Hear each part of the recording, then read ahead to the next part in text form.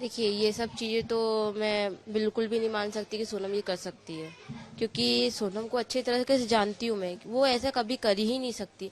ये हो सकता है कि उसको झूठे केस में फंसा रहे हो, बट तो ये सब मान पाना बिल्कुल मुश्किल है कि वो ये सब करेगी। झूठे केस में सोनम को क्यों फंसाएंगे? अच्छा, मेघालय पुलिस का इसमें क्या फायदा हो सकता है? देखिए, मेघालय पुलिस का अभी कोई फायदा नहीं है, ना ही किसी जो जो जो जिसने करा है उसका तो फायदा है ना। अभी सोनम कुछ नहीं बोल रही है, इसलिए हो सकता है कि जिसने करा है वो सब ये करवा रहा, ये सब झूठे बयान, झूठे जो केस है ये करवा रहा उस पे।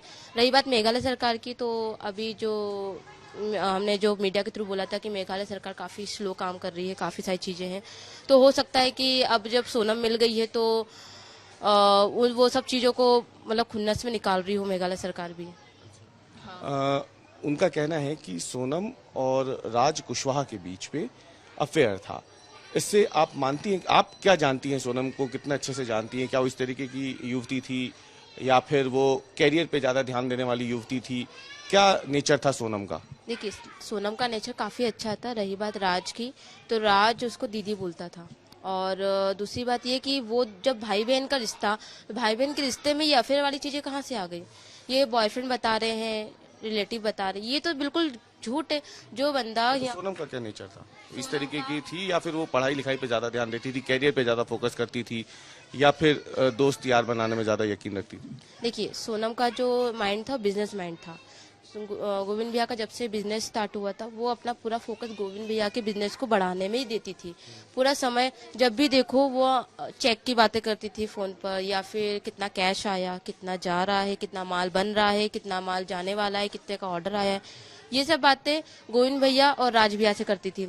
और रही बात कॉल रिकॉर्ड की, तो कॉल रिकॉर्ड में तो ऑफकोर्स ऑफिस में काम करने वाला व्यक्ति है जो कि सब कुछ संभाल रहा है, जो सब कुछ संभाल रहा है, जो माल भेज रहा है, तो बात तो उसी से करेगी ना। अब डायरेक्ट गोविंद भैया को तो कॉल करेगी नहीं ना।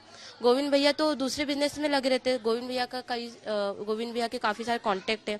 गोविंद भैया के पास खुद ही क्लाइंटों को कॉल आते हैं। गोविंद भैया को इतना टाइम नहीं है कि वो कितना माल जा रहा है, कितना ये सब चीजें देख पाए, तो वो ये सारा का सारा काम जो है राज भैया को दे रखा था।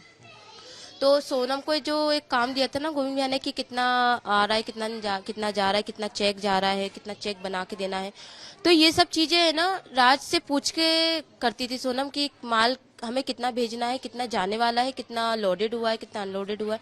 तो ये सब बातें कॉल पे ही होती थी। अच्छा, पढ़ाई लिखाई में सोनम कैसी थी? पढ़ाई लिखाई में सोनम अच्छी थी, बट यही था कि उसका माइंड बिजनेस माइंड था।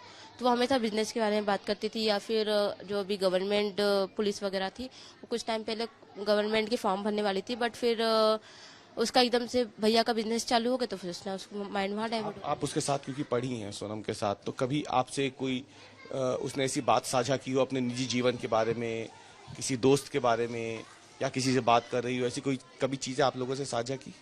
देखिए, सोनम से मेरी काफ़ी तरह की पर्सनल बातें होती थी। मैं अपनी सारी बातें सोनम से शेयर करती थी, और सोनम अपनी बातें सारी मुझसे शेयर करती थी। बट उन बातों में कभी भी ये नहीं आया कि मेरे कोई कलीग हैं, मेरे कलीग के साथ मेरी ये बात चल रही है, मेरे कलीग के साथ मेरा ये रिलेशन, कभी भी ऐसा कुछ भी नहीं बोला उसने।